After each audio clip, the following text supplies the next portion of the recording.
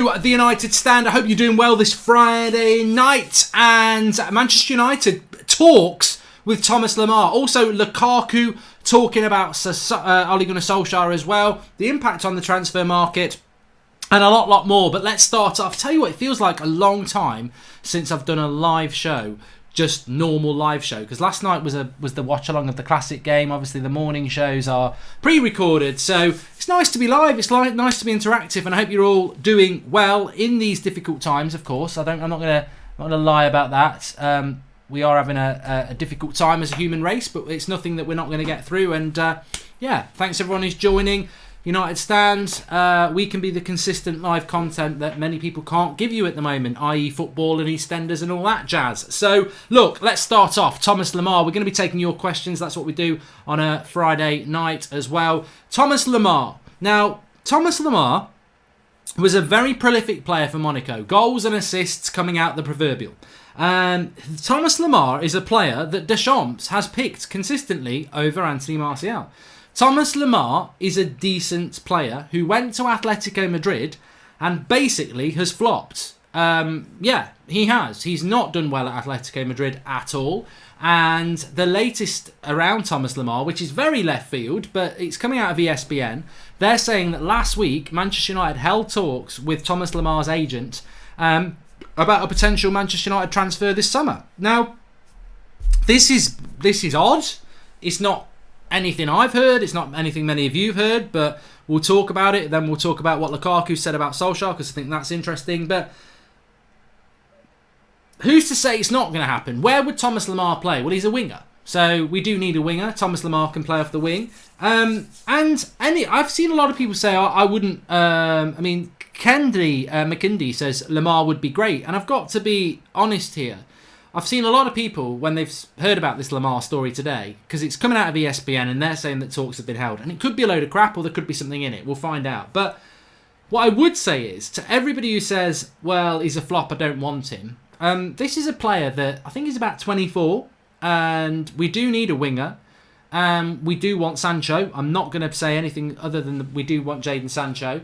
But United maybe do need to have other options. And I've said this about Sancho for a long time. He is the dream ticket. He is the player that we want. I think he is the player that wants to come to Manchester United. But I do also know that Jadon Sancho is an ambitious, career-driven guy. And you have to admire that. This is a teenager who was unknown, who went to who wouldn't stay at Man City and went to Dortmund to build a career out of England in Germany as a teenager. I don't think Jadon Sancho is the sort of player who does that and then goes, you know what, I'll just go to United for a check and the Europa League. I think Champions League is essential for Jadon Sancho to come to Manchester United, and I think we can get that. Daniel says Lemar in 100%. Happy Rhino says Lemar is good, and I'm happy that there's a lot of people saying they would take Lemar, because we've got to have a backup plan. And I think beyond Sancho, it gets a little bit different. For me, it was Ziyech, and now he's gone to Chelsea. So to have a backup plan is a good plan. And Sancho may not come to United. And if Sancho doesn't come to United, it's not like we can go, oh, well, we didn't get him, we'll just play such and such. We need a right winger. So I hope that what the real story behind this Lemar thing is more about, we want Sancho, but where's the backup? And Lemar is an interesting alternative away from the priority and number one target. And we've been very critical of United of this over the years. It goes back to the Sir Alex Ferguson days, where we would hear there's no value in the market. And it's interesting watching some of these watch-alongs that United are putting up of classic games. I was watching the Roy Keane Juventus game last night, really enjoyed it. And it does remind me of how, even in the Sir Alex Ferguson years, we needed when Roy Keane retired, we needed a midfielder, and we never really bought one. And we'd always get there's no value in the market. And I think a lot of the times United didn't have 3 or 4 options for one position. And in the modern game, you need that, because there's a lot more money in the game. There's a lot more competition. If you think back about United in '99, that '99 United side's the best side there's ever been in Premier League history. The Arsenal side we competed with was bloody brilliant. But there wasn't really anybody beyond Man United and Arsenal. These days, you've got 4 or 5 teams, and that's that means a more competitive transfer market. So yeah, we want Sancho, but as we saw with Haaland, we didn't get him. So we've got to have a backup. So I think Lemar's interesting. I think the other thing that interests me about Lemar is I think he's a very, very good player. And I think he's still a very good player. And when you read the story about United being in talks with Lemar, if it's true, there is this belief that there is a very good player there who would be far more suitable to the Premier League than Atletico Madrid in La Liga. Now, anybody who saw Atletico Madrid playing Liverpool a couple of weeks ago, that is a very defensive side. And that is not, you're not out there. There's not going to be people who are eating their soup tonight, dropping their spoon in it and splash it in the face, going, "What? Mark just said Atletico Madrid are a defensive side. I can't believe it. And I've got soup dripping off my chin." This ain't breaking news. Atletico Madrid are a very defensive side. And there is this feeling that Lemar just does not suit Atletico Madrid's style of play. So you could buy Lemar and he could go back to being that Monaco player that got to the Champions League semi-final and got loads of goals and assists.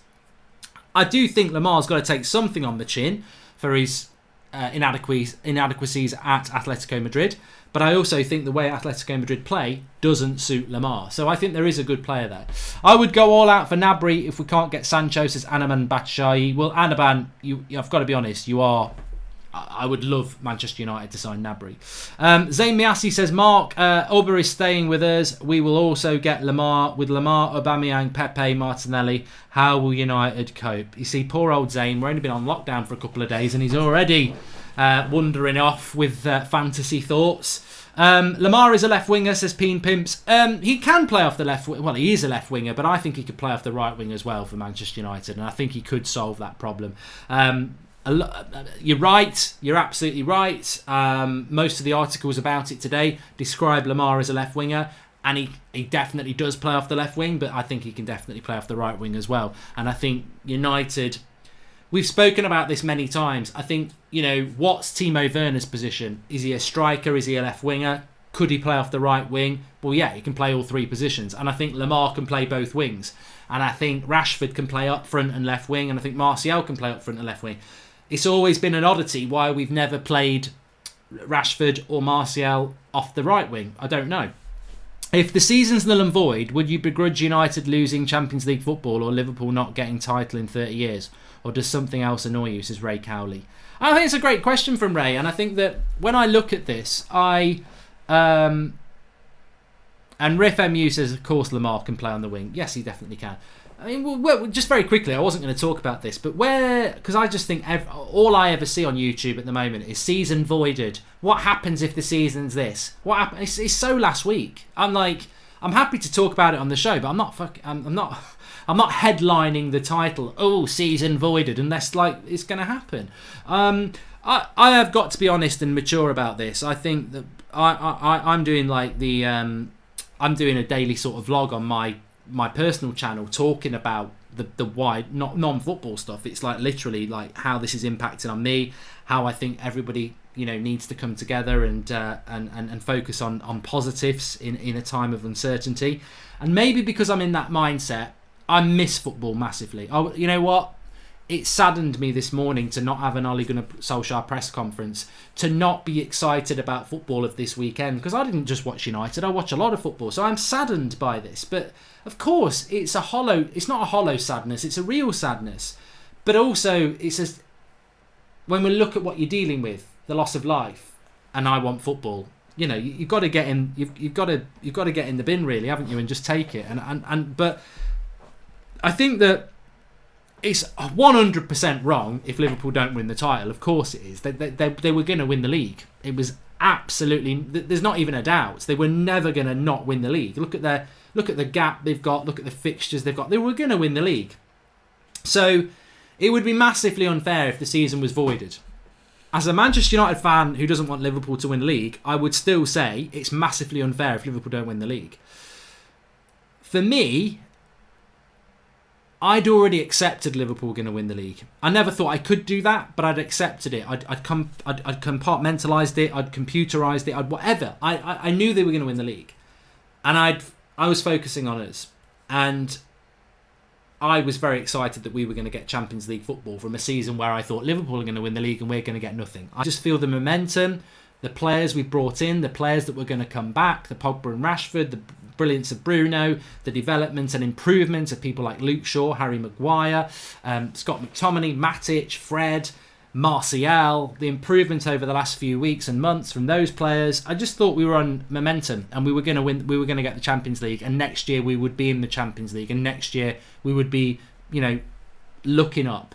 That's important to me. So I just want to see this season completed, and I want to see an outside the box thought. Thank you for the contribution, BMV Patrick. And Magic Eye says, "Hi Mark, I need this show. I like Lemar, but unless we're getting him really cheating, I would say keep looking in Europe. Maybe Bale, Vasquez, really cheap. Obviously, Magic Eye means there. Look, thanks everyone. These are really important to me. This is normality to me. 8 o'clock every night live. That's normality to me. I've been doing it for 4 years. In a world of very little normality at the moment, this is important to me. So thanks everybody who is tuning in. And I'm sure a lot of you feel that the same way as well. To be able to know when you're looking at the live comments, or if you're not watching live, you're reading the comments, this is something normal. This is what we're used to.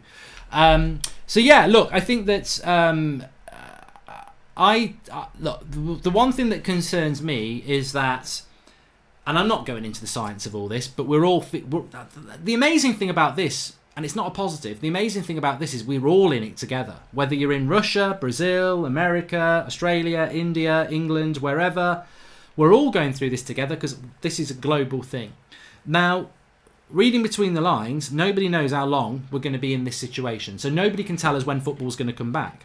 Football could come back at the end of April. Maybe it won't. Maybe it'll be May. Maybe it'll be June. Maybe it'll be July. It will come back, but when will it come back?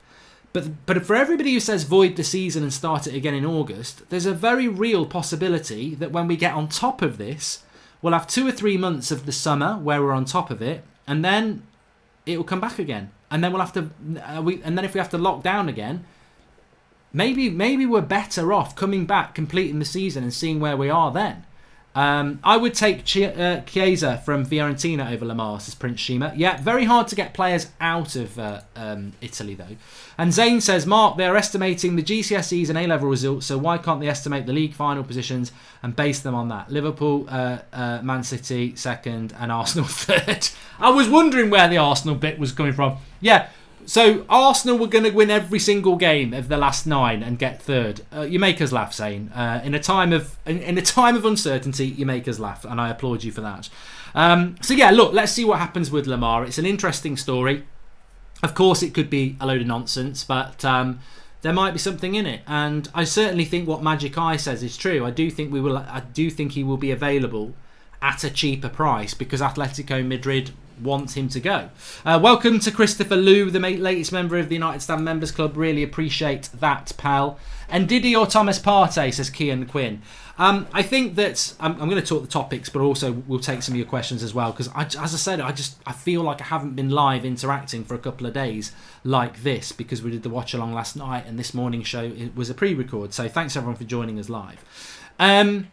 And Diddy or Partey, this is my FIFA career mode. So if you're not watching my FIFA career mode, what are you doing with your life? There's no football to watch. You can sit and watch me play FIFA, and you don't even need to like FIFA. It is football. It is actually like watching a football match and watching me melt down when I lose. But I do need a centre defensive midfielder. I'm coming up for the January transfer market, and I do need a CDM, and it is that battle between Ndidi and Partey in my career mode. But in real life, I wish United were having that debate, because I don't think Fred can hold the midfield.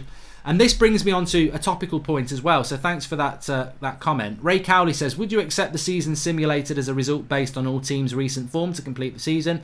Basically, possibly results on each team's form. You know what, Ray? Seriously, you've put a serious point in there against what Zane said. I don't mind the season if it has to be, if there's no way to get this season done because we don't play football for a year. I don't mind this season being simulated by some computer, by a computer that looks at what's been happening over the season and says you're averaging, like we know at the moment United are averaging 2.2 points per game, but we also know for the first 6 months of the season we're averaging 1.4, so it might not do us very good. Liverpool are probably averaging like 2.7 points per game, maybe even higher than that. So I don't mind that because there's some reason for it, but I don't think clubs that don't, Are Norwich going to go, that's fair enough, we're relegated on a computer-generated statistical analysis? No, they're not. So that's the problem you're going to get in real life with that sort of an outcome.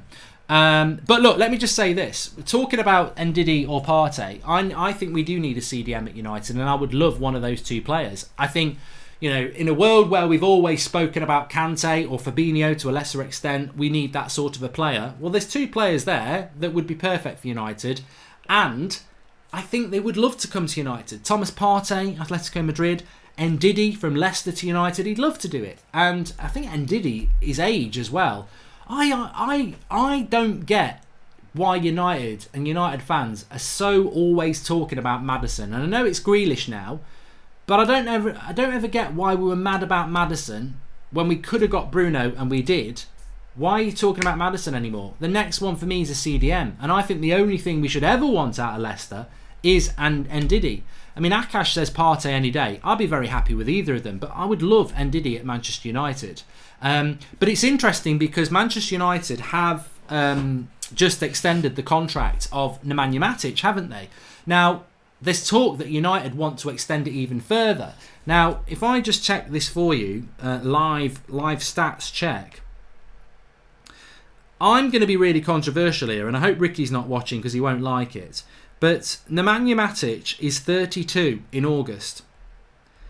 I don't think we should be giving, and I don't understand why we're giving or thinking about giving a longer term contract to Matic.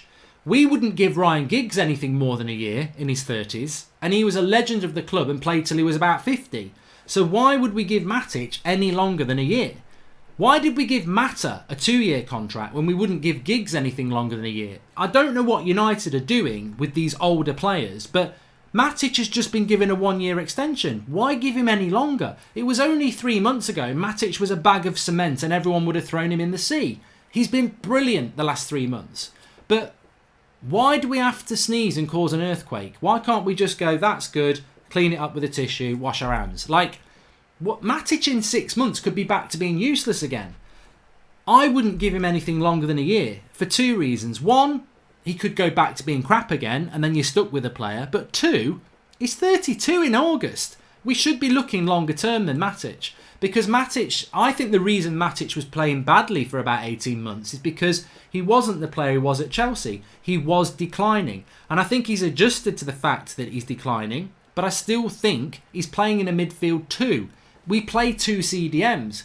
Could you play Matic on his own as a CDM? No, he's not got the legs for it anymore. So Matic has been brilliant for us, but do we want to be a team that plays 2 CDMs? Long term, I don't think you can be. And also, Matic can't play as one. He ain't got the legs anymore. So I think give Matic another year, but I don't think give Matic a long-term contract, which is what apparently we're looking to do. I think give Matic another year, sign an Ndidi. If you had to be quarantined with one United player, who would you choose, says Nasty Naz? Ooh, that's a good question. I think Luke Shaw would be a good laugh. And he plays FIFA. So, yeah. Or Bruno. He does speak good English, but we might not have a lot in common because he might be like, might not like fish and chips and repeats of The Office. But I think Luke Shaw would. Do you think we really need a long-term striker with Greenwood and Chong waiting? Well, Chong's not a striker, Amatish, but I do think we do need another striker just to mix things up a bit. I think that would be good. Lukaku should be back. Lukaku is one of the best strikers in the world, to Central Medical Stores. Well, let me talk to you about Lukaku then, because this is something that's from somebody's mouth at a time where football is a little bit odd. So it's a quote from Lukaku, and basically what Lukaku has said, and I'm not look, Timberland boots, trampoline foot. Imagine trampoline pants. Concrete feet, whatever you want to call Lukaku, they're all valid. I was happy we sold Lukaku. I wasn't happy that we signed him. I gave him a chance. He's a penalty box striker. He's not a build-up play striker, and I think we've seen this season what a build-up striker can do with someone like Anthony Martial. Welcome to Wendell123, latest member of the United Stand Members Club. So I was very happy that Lukaku went, but Lukaku has come out and said that Ole Gunnar Solskjaer wanted him to stay, but he basically said to Ole, my time's up, I've had enough. Now, I don't read into this anything, really. Lukaku has said that Solskjaer's doing well at United. He's bringing new players in, and he wishes him and United the best. He's got no reason to disrespect Manchester United because it gave him a platform to show what big clubs are all about. So, yeah, fair play, Lukaku. Thank you for that. But Anaban Adaraki Streams, welcome, latest member of the club. Thank you for that. I don't have a problem with Lukaku leaving United because I felt he had to leave. I respected him in a way because I think Ole Gunnar Solskjaer did want to keep Lukaku at United. But I think what Ole Gunnar Solskjaer wanted to do with Lukaku had already been evidenced at the end of last season. Lukaku was the backup striker. Lukaku was the striker that started to give other people a rest or if they were injured. Lukaku was not the first choice number 9. This did not happen. In that 3 months where we were brilliant under Ole, Lukaku was the bench player. That's the way it was. And I think Lukaku believes in himself. You can't knock that. Lukaku believes he's one of the best strikers in the world. You know, I believe I'm one of... No, not to say that. But Lukaku... Of course Solskjaer wanted to keep Lukaku. And I'm sure Solskjaer said to Lukaku, oh yeah, you know, if you do well, you'll play. But I think, you know, do you want a striker like Lukaku at your club as a backup? Of course you do. And I think that's what Solskjaer wanted. And I don't think that's what Lukaku wanted. So I don't really have a problem with the fact that Solskjaer wanted to keep Lukaku. I've seen people today saying, oh, you know, Ole wanted to keep Lukaku and he snubbed him. And I don't think that was the case. Modder Girl says that Lukaku was trash. Ighalo is far better. I agree that I think Ighalo does suit us better because I think Ighalo, in the short time he's been here, has shown intelligence in relation to the way he holds the ball up and feeds others in. You look at some of the things Lukaku in that 5 minutes against Man City is better than what Lukaku did in 5 months. The ability to hold the ball up and give it to a player. Lukaku was very poor at that. But somebody was saying today, oh, look at that, Lukaku snubbed Ole. He didn't. Ole was never going to play Lukaku as his first choice striker. He'd already improved that. I just think Ole wanted to keep him at the club as a player to have as a backup, which, you know, we've ended up with nobody, haven't we? So I don't really have a problem with that. Ole clearly didn't favour him as a starter. That's why he felt his time was up. And credit to Ole for putting faith in Rashi and Anto, says Blake the Third. Yeah, I agree. Blake the Third, are you Ole Gunnar Solskjaer? Because you've just called Rashford Rashi and Martial Anto. And the only person who would come up with Anto for Martial is Ole, because he's already got a shortened... His name's Anthony, and we call him Tony. He doesn't need to be called Anto. So, yeah, you are Ole Gunnar Solskjaer, and you're very welcome for watching. Zane says, Lukaku was always rubbish. How the hell did Mourinho sign Pogba and Lukaku, but sell De Bruyne and Salah at Chelsea? Mourinho should be on crime watch. Well, thankfully, Zane, Mourinho is not our problem anymore. He's Spurs' problem, and thank the Lord for that, because I don't want him anywhere near United. He's caused enough problems. He definitely has. Brits Abroad 1354 says, I miss football, and as someone with asthma I worry seeing many ignoring the request to stay at home. It's getting bad, guys, and I believe we will be on home lockdown within days. Take care, everyone. Footy will return. Bruno. Thanks for that, Brits Abroad 1354. Really appreciate the super chat. But also, just take care, mate. Look, people will be irresponsible. You know, I worked in policing and stuff, and you'd be amazed at how selfish people can be. 95% of this country and the world will deal with this sensibly, and they'll deal with it sensibly to protect people and to get back to our way of life efficiently. But there will be selfish people out there. That's the way it's going to be. All you can do, if you're on home lockdown, is just be sensible. You know, how are these idiots who are if they do get infected going to harm you if you don't let them in your house? And you know, you just... The hardest thing is when you're going into pubs and you're going on trains and you're going into places with close proximity with people. The pass can be very, very easy. But with this stance, I mean, I'm very confident that we will be able to put a curb on it, but it just might take a few weeks. Welcome to Danny Harty, latest member of the United Stand Members Club. And here's a good point from Coach Ryan Roy. He says, Mark, we have some top talent in our own backyard. Lard, Mengi, Garner, Gomez, Levitt, Mebry. When do you think they will get their occasional chance in the first team? Also, De Gea or Henderson? I think that's always a good point, Coach Roy, Pal. And I think that I always think with the development of younger players, it happens and occurs at the start of the season more than it happens at the end. Because it sometimes happens at the end of the season when your season is over. But from United's point of view, our season, if it comes back, is a very, very important part of the season, isn't it? It's very... what's the word? What is the word? It's very... There's a lot going on. FA Cup, Europa League, not Champions League yet. Fight for the Champions League top 4. So I don't think he's going to chuck Levitt in. I don't think he's going to chuck Garner in much in the last few weeks of the season. So I think for these players, you've got to get on the tour and then you've got to show that you're first team ready. And I think Chong and Gomez nearly did, but not quite. But Greenwood definitely did. So I think these players just have to be ready to go on tour in the summer, which may not happen actually. It's going to be interesting how. I mean, for me, I keep coming back to this, and I'm amazed at how few mainstream media journalists are thinking about this. I don't know whether they've already gone on lockdown and they're watching repeats of bloody Breaking Bad or something instead of actually looking at the football world. Because I think that whilst we're not playing football at the moment, I think there's a massive amount of to talk about, but there's also a massive amount of uncertainty that generates topics. And the big one I've been talking about, and I know a lot of you've been talking about as well, is what impact this is going to have on world football. Manchester United yesterday announced that even if their games are played behind closed doors, or if the season gets voided, they will pay all their matchday staff members, whether it's stewards, canteen workers, restaurant workers, whatever you want to call them, match day program, whatever, all those people will get paid the wage they would have got paid if those games had gone ahead, which is the right gesture and a good gesture, because not everyone's going to do that.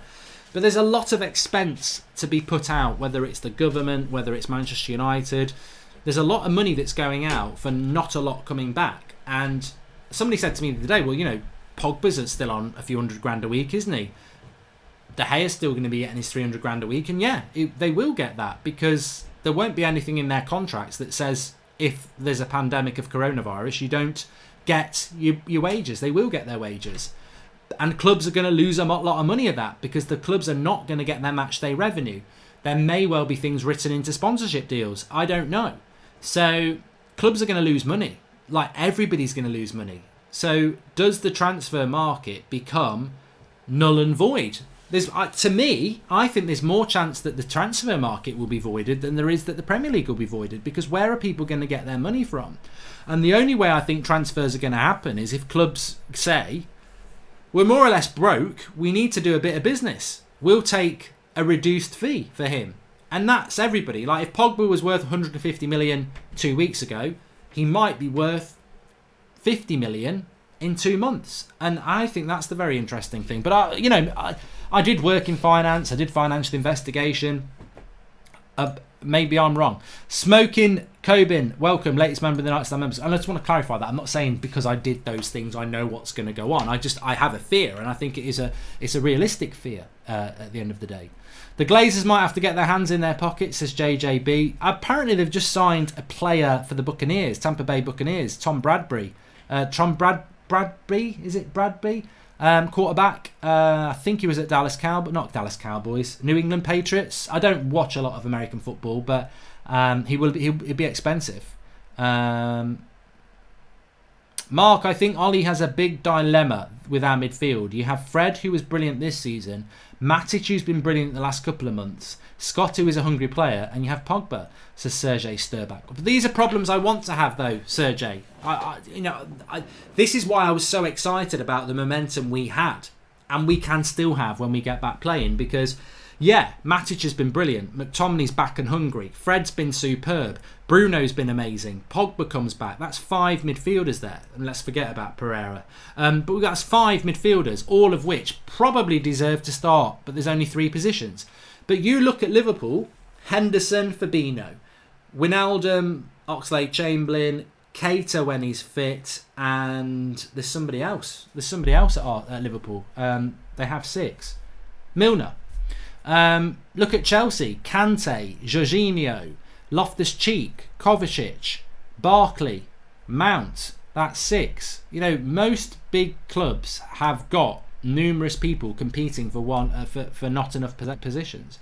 So yeah, very. I'm happy about that. I want competition for places. I think that we've mentioned this on this show many a time. Like, oh, if we sign Werner, what happens to Martial? Well, he gets a kick up the arse. Or what happens when Martial gets it? I think the big thing we've seen this season is you need squad depth, quality. Because we've lost Pogba, we've lost McTominay, we've had injuries to Rashford and Martial, and we've been threadbare. And I still think that there are some fans out there that when you say you're going to buy a striker, they start panicking about Martial. Oh, sure, what's going to happen to Martial? And you think, have you not learned that we need squad depth? Players get injured, players drop out of form, rotation. You do. You need a lot of quality. You definitely do. And I think the great thing about Brandon Williams this season is, yeah, it's definitely inspired Luke Shaw, and it definitely gave Ashley Young a kick up the arse to get out of the club at last. Brandon Williams he's had his own development, which is really exciting. He's made Luke Shaw better, and he's got rid of Ashley Young, Player of the Year contender. But having Brandon Williams and having Luke Shaw, two quality players that I don't mind who plays at left back. I'd like them both to play, but we don't need two left backs. It's great to see that sort of a competition between those two players. So I'm very, very, very pleased with what they're doing, and it's that competition for places is really, really, really important, and we need it to continue without a shadow of a doubt. Let's have a look at some more. Joan Daniel says, Alba and Lemar are exactly the kind of big name signings that haven't worked for us in the past. Di Maria, Sanchez, Schweinsteiger. Keep Igalo, sign a right winger and a CDM, and create opportunities for the academy lads. I mean, look, I do agree with you, Joan, in relation to Aubameyang. We were speaking about Aubameyang this morning, and people talking about the call-in. I'll talk about the call-in when we're ready to talk about the call-in. I'm fully aware about the call-in because I said we were going to do the call-in. So talking about the call-in, why are you trying to remind me about something I already know? People are making super chats and comments that are interesting that I want to interact with. And the call-ins are great, but the live comments is what this channel's always been about. So I'm not going to start ignoring some good questions in the live comments because some people think that they're going to get on in the call-in. We'll do the call-in. Let me answer that then. So Aubameyang, I agree with you, Jawin. I think that in relation to Aubameyang, I really do rate Aubameyang, and as I said this morning, but I also think that he is not the sort of player that we should be looking at because of his age and the risk that we took with Sanchez. I think Lemar's a little bit different. Correct me if I'm wrong. I think Lemar is 24, 25, so it's a little bit different with him. But I definitely do rate Lemar. But then again, could he be a player that's flopped and then never gets his confidence back? That's always a risk. Definitely, that is always a risk that you've got to be careful of with a player like that. Do you think we could get Kante? Who said that? Tim87. Do you think we could get Kante? Chelsea's system doesn't seem to suit his style of play anymore. Would he fit as a lone CDM? Lamps is using him in the wrong position. I think with regards to Kante, the question mark, and I'm a massive fan of Kante. I've said it so many times. Absolutely love Kante. The problem with Kante is that have we got a player there that is now at the end? So, some people feel that Kante is now on the decline. And if he is on the decline, would you not be making the same mistake that Jawin's just spoken about there, where you're buying in a player that is no longer the player that he was 3-4 years ago? And should you not be looking for the next Kante? I mean, it worked with Van Persie, going and getting a rival's best player, but should we not be looking at the next big thing? And I think that goes back to what we were talking about before with Thomas Partey and Ndidi, that they're players that are at clubs that are not really our direct rival, although Leicester have done well at the moment. And I think that we should be looking at those sort of players. Zayn Miasi says, Mark, you nicked Van Persie and now you want Oba. He's a gooner through and through. Why do you keep poaching our players? Well, Van Persie was desperate to win things, Zayn, and Aubameyang might be the same. If you actually started winning things and had some credibility, your players might want to stay. But just an observation. Just an observation there. I also want to talk. I forgot. I nearly didn't talk about this one as well. Anthony Martial. Two things about Anthony Martial. One, Inter Milan are linked with Anthony Martial, which do Inter Milan just want to buy Manchester United as well? Because they just seem to be linked to all our players. Secondly, Paul Ince has said that Paul Ince used to play for United, used to think he was the dog's bollocks. Then he went to Inter Milan, funnily enough. Then he decided to sign for Liverpool, which sort of destroyed any claim he had to being a United great, because he went and played for Liverpool, which is unfortunate for Ince because he did play in decent United sides, especially in the sort of mid-90s. But he decided to go and play for Liverpool, and that was his right to be a legend of the club diminished. But Paul Ince has said we need to sign a striker because Martial, whilst he's good on his day, doesn't have enough good days. You come back to the whole agenda and ignorance thing again, don't you? I mean, I just do. You know, the amount of watch-alongs we've done this season where people have said Martial's crap and lazy, and then in the next sentence he's scoring a goal. It just baffles me. It absolutely baffles me how people have a problem with Anthony Martial. But I do think we need a striker, but I just think people get it wrong why we need a striker. We don't need a striker because Anthony Martial's crap. We need a striker because if Anthony Martial gets injured, we are somewhat hampered in relation to squad depth. And that is why, to me, Ighalo would be good because he's of an age where he's just happy to be here, and he might end up being the starting striker if Martial has a bad run of form, but ultimately he would be the backup, and I think he's happy to do that. Or I think someone like a Timo Werner would be great because he can play in a number of positions, and as can Anthony Martial. Salim Hamid says people use Di Maria and Schweinsteiger to talk down big names, but Van Persie and Rio were huge signings and our most successful. There's no concrete rule. I think you're right. I think ultimately what happens is it comes down to scouting. Di Maria, Schweinsteiger, Falcao were bad signings if you actually looked at their history of injuries and form. They were. Di Maria didn't even want to leave Real Madrid and didn't really want to come to Manchester United. It was more about mercenary United. That's why he came. So I think that was United's problem.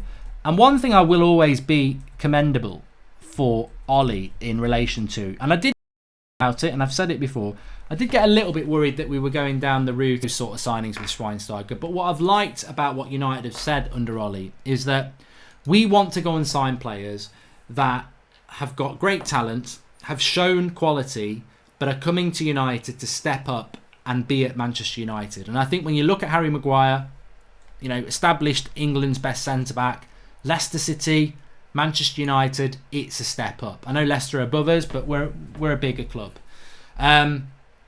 Wan-Bissaka, one of the best up-and-coming right-backs in the league, proven in the league, Crystal Palace to United, it's a step up.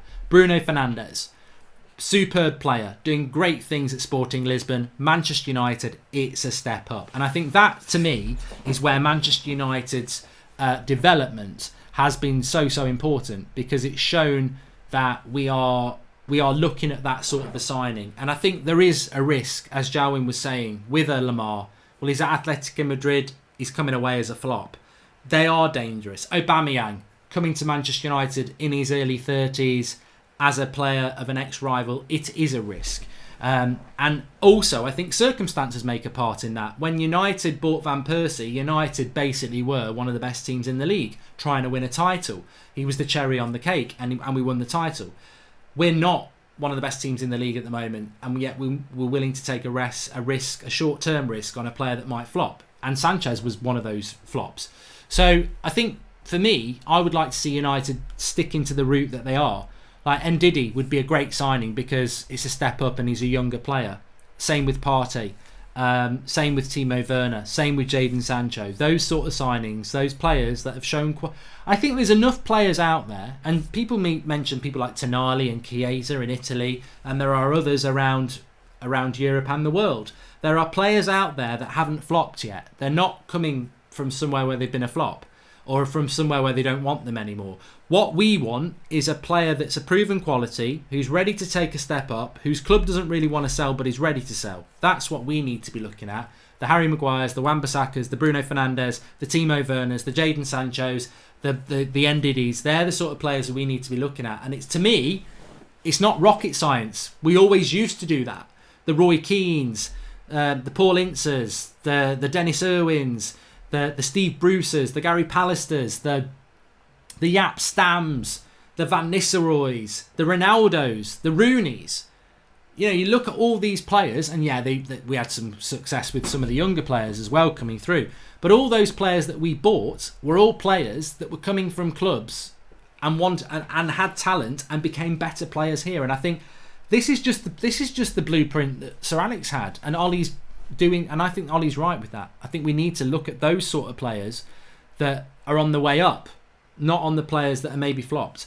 I just spoke to Orba. He's staying, but he's conservative because he's conservative and he won't move to a Labour stronghold like Manchester United, says Amy Assey. I personally don't think Aubameyang would be coming to United anyway. Big name signings are good when the team is solid and you want that extra quality to give you an edge. We're not there yet. 2 years from now is when we can get players at their peak. Orba right now, says Joe and Daniel. Mark, what are we going to do with Alexis Sanchez, says Mbanda. Bloody hell. Look, I think Alexis Sanchez is a massive problem. I said I thought that Alexis Sanchez was a massive problem a year ago, 6 months ago, 3 months ago. I think tonight is an even bigger problem. I think in relation to this global crisis, where I don't want to bring the mood down, but how do you get rid of Alexis Sanchez? How do you get rid of Alexis Sanchez? Somebody tell me how we sell Alexis Sanchez from Manchester United. It was hard enough anyway. I think he's got 2 years left on his contract. Maybe he's got longer than that, right? This is a player that's on £400,000 a week that we would also want a transfer fee for. How do you sell this player? Like, even if we weren't about to go through the most debilitating financial crisis football's probably ever seen, who was going to give us 400 grand a week? Who was going to pay Alexis Sanchez 400 grand a week and give us money to buy him? Nobody. I don't think. Maybe China. Who's going to do it now? Who is going to do it now? Who's going to give it? I think this global crisis absolutely 100% has halted any chance of Manchester United being able to get rid of Alexis Sanchez. Tiali says trade him for Igalo. The trouble is he probably doesn't want to go to China, mate. And if he doesn't want to go to China, how do you get rid of him?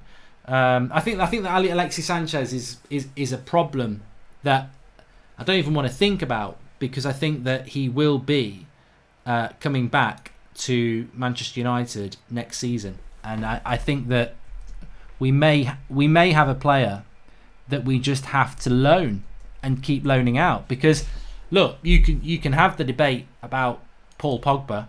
Of course you can. I've got no problem about having that debate. We can have that debate about Paul Pogba and whether Pogba's a divisive factor or not. But if Pogba's divisive, Sanchez is in the cellar. I just think he's massively a problem. He doesn't want to be here either as well. That's the thing. Like, Solskjaer did actually think he could get him to stay and make him, sort of be the backup player. He thinks he's better than that. He didn't want to stay. He didn't want to be part of this. So you don't want players like that around. And let's not forget, I said this many times, it's not Ole Gunnar Solskjaer's fault. This isn't Ole Gunnar Solskjaer's fault. He's inherited this problem from bloody Mourinho and Woodward. And there's no way in a million years that Ole Gunnar Solskjaer wants a player like Sanchez part of it. So yeah, how we move him on, I don't know. Please do smash a like on the video if you're watching live. That would be great. Mark, United ruined Sanchez. He was a future Ballon d'Or. He was a legend at our club. Mate, you did very well out of that deal. Just because you messed up Mkhitaryan, you did very well out of that deal, and you did. Sanchez will prove us all wrong, says Melly Sevens. Well, remember, Ollie said that in January. Maybe he will. Maybe he will. Why does everyone think Ndidi is great? He's not that great, says Stephen Diak. Well, Leicester's drop of form came when Ndidi was out injured.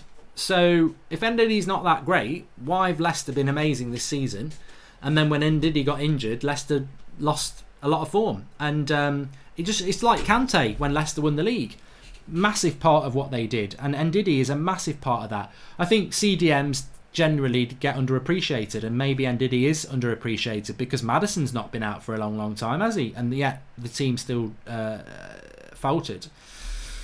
Woodward is the problem because he's the idiot who gave him the wages, says Michael J. I think Ed Woodward still is a problem at Man United. I don't think anybody disagrees with you on that one. I mean, the Bruno Fernandes deal was absolutely amazing, but let's not forget there's a lot of incompetence around how long that take to be done and why it wasn't done in the summer. Mark, if you're the one to decide between playing behind closed doors in May or waiting till August and end the season properly, what would you choose? Says Timo Tim 87. Well, what a question. What would you do then? What would you do? Please smash a like on the video. Let's see if we can get 1,000 likes, and share the video if you're watching live.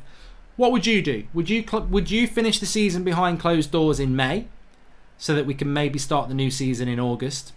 Or would you wait till August to finish the season with fans? To me, I would finish the season behind closed doors, because when we played Las Glunts a couple of weeks ago, the first 20 minutes I really noticed there was no fans in the ground and I hated it. After that, I became so absorbed with the football, I totally forgot, and it made no difference to me. And also, I don't think it made a massive amount of difference to the players, so I don't really care if we play behind closed doors. I love how some Arsenal fans contribute to the United stand financially more than they ever have to Arsenal. Love it. Also, may have to keep Sanchez in the reserves until his contract expires, says Imrano TV. It's just whether the club will put pressure on Ole Gunnar Solskjaer to play Alexis Sanchez. You never know what's in the contract. You don't. You don't know, because we gave him so much money. We might have said to him, well, you know, no matter what, you will always get picked. So we've got to be careful about that, haven't we? A lot of people saying they'd like to play it behind closed doors, which I would agree with. Apart from our keepers, Henderson and Pereira, why do we not loan out youngsters out? Last player to really benefit from loan spells was Lingard, says Joe and Daniel. I think that's a great point. There's some really good questions coming in tonight. And Smutty, I agree. Closed doors isn't great, and it does suck, but at least we get the season done. I said in the summer, why didn't we loan Chong and Gomez? And Ollie said because I didn't say it directly to me. I said we should have loaned Chong and Gomez last year. They were ready to go to the Championship. If you look at what Chelsea have done with Mount the season before, Tammy Abraham, Tomori, Reece James, they all went down the Championship route and they're all now Premier League ready. We should have put Gomez and Chong into the Championship this season. We didn't, because Ollie said on tour, these guys are ready. Greenwood, Gomez and Chongi are ready. Well, Greenwood isn't really ready, is he? He's been brilliant this season, but he's not really ready because he's not been ready to start games week in, week out. He's been fed into the team. Gomez and Chong haven't even been fed into the team. So actually, Ollie was wrong. None of them were ready. He just had to say it because he only had Martial, James and Rashford, because Lukaku and Sanchez weren't replaced. So, you know, we have made mistakes there, and I think those mistakes were forced on Ollie because he didn't get replacements for Lukaku and Sanchez. So he had to keep Gomez and Chong and Greenwood close by to use them if injuries happened.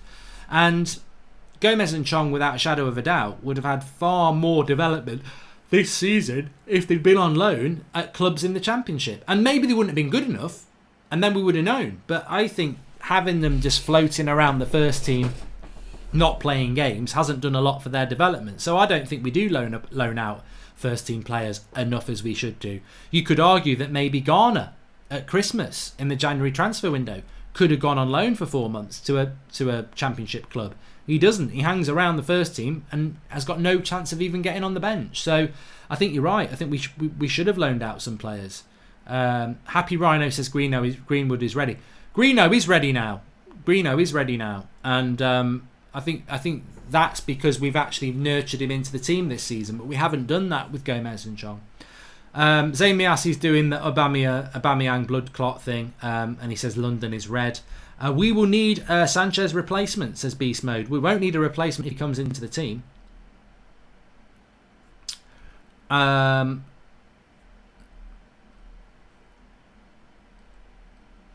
And Nicola Barnes says, get Ndidi, Sancho and Grealish. I think that, as a summer, to me, would be a very good one if Pogba left. But you still haven't got the striker, Nicola, have you? Ndidi, Grealish and Sancho, to me, would be brilliant. But I'd still think, well, if we keep Ighalo, I'd be happy. But we do need a striker to come in the summer, if we're not going to keep Ighalo. And there was something in the news today about Ighalo saying that his loan deal ends on June the 30th, but the season could go beyond June the 30th. But I don't think there'll be a problem with us extending that loan deal. I really don't. Do I still rate Milinkovic-Savic, says Ewan Gordon? That's an interesting question. I might be talking about him tomorrow, actually. Just doing a little bit of research on that. Hands away from Zayn. He's a legend of this community, says Miroslav. And Mark, who do you prefer, Lindelof or Bailly, says Maud Sculler. Look, I know what's going to happen in the live comments. There's going to be a lot of B. There's going to be a lot of B, and it ends in Y. And I agree. And me and Rants and Flex were talking about this in the studio, weren't we? I rate Eric Bailly above Lindelof because I think that Eric Bailly is, on his day, one of the best centre-backs in the league. He's got that aura, Eric Bailly. He does things that he probably shouldn't do. But, you know, he's very good on the ball, Eric Bailly. He can dribble it out from the back. He is very good. He's also very, very good in the air. What I like about Eric Bailly that probably goes unnoticed is that since he's come back, in some games he's won more aerial duels than Harry Maguire. And Harry Maguire, whether it's at United or Leicester, is always near the top of the league for aerial duels won across the whole league. So when Eric Bailly's winning more aerial duels than Harry Maguire, and he's quicker than Harry Maguire, and he's quicker than Lindelof, and he's physical, I think Eric Bailly is our best centre-back if he can play 40 games in a row. But there's the big if. I don't think he can. And I think that's the big shame about Eric Bailly, is that he is a fantastic centre-back. Absolutely no shadow of a doubt. He's absolutely fantastic. I mean, Arsenal, funnily enough, have been linked to him. Spurs have been linked to him. But we bought Eric Bailly from Villarreal, and the season before we bought him, he had 3 separate injuries. 3 separate injuries. And since he's come into our club, he's had however many injuries. He was a bad buy. I know that sounds horrible, but he was a bad buy because the injury record was there. And it goes back to that time under Mourinho and under Van Gaal where we made bad signings because we didn't research our signings. I'll tell you this, Liverpool would never have gone anywhere near Eric Bailly because when they buy a player, they research everything, which is why Liverpool players don't tend to get many injuries. And look, Bruno doesn't get many injuries. If you look at Bruno's track record, he never gets injured. It doesn't mean he's not going to get injured when we play our next game because you can never account for that. But the chances of him getting injured statistically are very low. Eric Bailly had injuries before we bought him. We ignored it. Dalot was injured when we bought him. We ignored it. Dalot has had injuries since. Bailly's had a lot of injuries since. I think Eric Bailly is a fantastic player. The injury thing is the problem. I think Eric Bailly's our best centre-back if he could play 30, 40 games in a row. But he hasn't done it yet. I don't think they are ready for championship loans. All the successful loans like Tammy, Axel are all 22 plus. I think they need to wait for a loan to Sankadeep V. Interesting. Bailly is a B-Tech Sol Campbell, says Zayn Miassi. But Zayn, Arsenal wanted to sign him. Simple as that.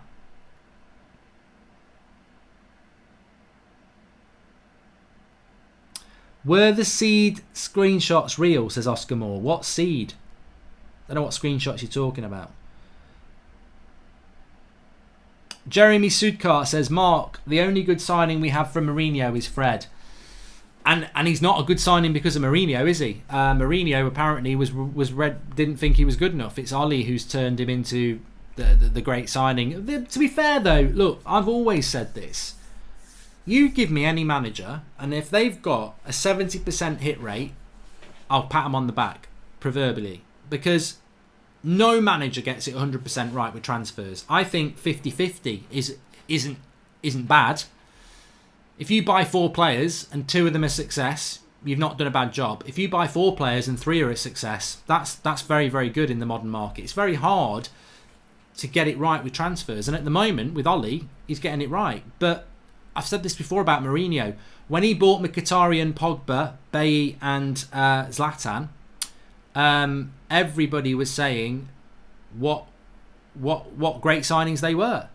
And then a year later, Bailly's always injured, Zlatan is injured and gone, Pogba's Mr. Inconsistent, and Mkhitaryan's gone missing. So you have to, in a year's time, Dan James might not be a great signing, or he might be the best signing of the lot. In a year's time, Harry Maguire might not be such a great signing. In a year's time, Bruno might be a flop.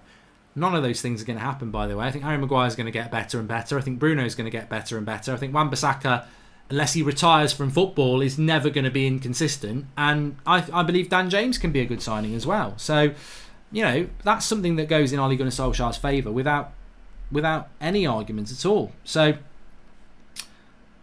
no to Lemar, says Boubacar. Oh, okay, I'll let Ollie know. No to Lemar. Jesse Lingard to Leicester, says Leicester Killer Foxy. I wouldn't say no. I wouldn't say no to that, but I think Lingard will be going to Italy with the connection with Mino Raiola. Mino Raiola is... Look, I was talking about Mino Raiola this morning. Can't stand the bloke. It's only just come into my head. He represents Lingard. I can't stand the bloke. In a footballing sense, I can't stand the bloke. We're in the middle of a pandemic and he's basically saying, I want to take a player to Real Madrid in the summer. And the only player he can take to Real Madrid is Pogba. So he's talking about Pogba, isn't he? He's causing disruption at a time when people don't want that sort of disruption. But yeah, Mino Raiola is representing Lingard. So yeah, Lingard does need to move on really, doesn't he? Okay, right. Call-in. Let me tell you this. The call-in's going to be tomorrow. Love United stand and your reasoning. Not always agree, but you made this channel for everyone, says Renat Fjellstead. Can I just applaud that comment, because it makes me laugh when people think that they're meant to believe what I say. This channel's always been about fan opinion. If you agree with some of the things I say, great. If you disagree, great, because it's making you think. I had somebody say to me today, oh, Goldbridge with another video about Pogba. I purposely said this morning, I'm not putting Pogba in the title because we've done a couple of videos talking about Pogba this week. And the morning show that I do is talking about news. Like, I don't make the news up. Like, we're just talking about Lemar in ESPN. I don't make the news up. We're fans. We talk about the news and we talk about our opinion. That's what a fan channel should always be about. Right, people moaning about the call-in. There's a very good reason for this. There's a link in the video description for Discord. You can only get on Discord if you go on the link in the video description. Now, I'm going to show you how Discord works here because people don't know how it works. So once you've gone into the link in the video description, you'll get into Discord and you'll go, what the hell is that? How does that work? I don't know what that's all about. Right, you'll be in the United Stand Discord. You've got announcements. Don't worry about that. That's just announcements by the mods, etc. You've got videos. Don't necessarily worry about that because you're already watching a video. You've got match day chats. This is just normal chats. So you're moving down this thing here. You've got match day chat where you can talk about the match days and stuff like that. That's not really going to be relevant at the moment. Come down to general chat here. You've got people talking about general stuff. The reason I'm showing you all this is because in this difficult time, this is somewhere you can all go and chat amongst yourselves, whether it's typing away in the chat things here, or you can go down to the live shows, sorry, not the live shows, the call-in queues here, and people will just be chatting away with each other, loads and loads of people. There's 4 or 5 call-in queues, so 24/7, every day of the week. If you're feeling a bit down or whatever, or in this time of uncertainty on lockdown, you want to go and talk to different United fans, or you want to just get in the chats, these are all the chat things you can talk about. There's even games and everything like that. And then you've got the voice chat groups down here where you can go and chat with each other as well. So lots and lots of ways that you can be talking to people. Lots of ways you can be chatting with people. The mods are in there. I'm in there quite a lot as well. So there's lots and lots. You see there, that's the chat group. And then down there, you've got people who'll be chatting all around the world about Manchester United and the things there. So the link's in the video description for that. Get yourself on it. Get yourself accustomed to it because you're going to really enjoy it. And I think in these times, it's really good to be able to have that 24/7 interaction on the forums or in the voice chats. How do I get in the groups, says Power? I've just shown you there. It's down the left-hand side. If anyone uses a tool called Slack at work, Discord works exactly the same way, says Salim Ahmed. I can't talk you through it any more than that because I saw it and I was like, what's that all about? But basically, you'll get used to it by going down the things on the left-hand side. And if you're wearing a pair of headphones and you go into the voice chat groups and you talk, you'll hear people talking and you can join in it as well. Or you can go into the chatter like that and you can do it that way. So there's ways for you to do it. Very, very easy. And what I want to do is I want to get a lot of people in there so that we can have better conversation over the next coming weeks, because people are moaning about the call-in.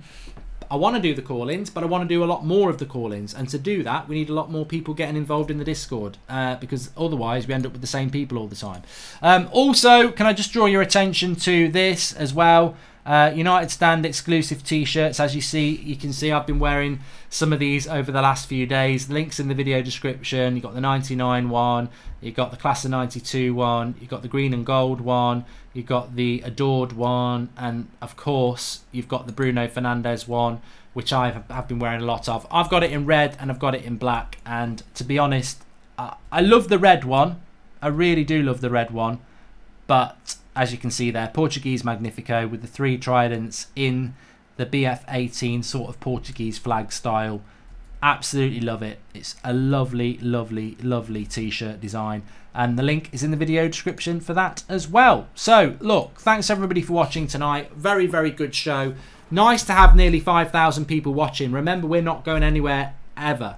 Well, I don't say ever. Nothing ever lasts forever. Yeah, yeah, yeah. Echo in the Bunnymen. Classic. I'm going to listen to that now. I haven't listened to that in years. Nothing ever lasts forever, but the United Stand, 8 o'clock, providing you live content and consistency through this difficult period. I tell you what, tonight's show, smash a like on it for yourselves, because I loved that show. I give it my seal of approval. Some of the live comments were brilliant. The interaction, the topics. We've been live for an hour. I don't even normally do an hour when United are playing. So it just shows you there's so many good questions.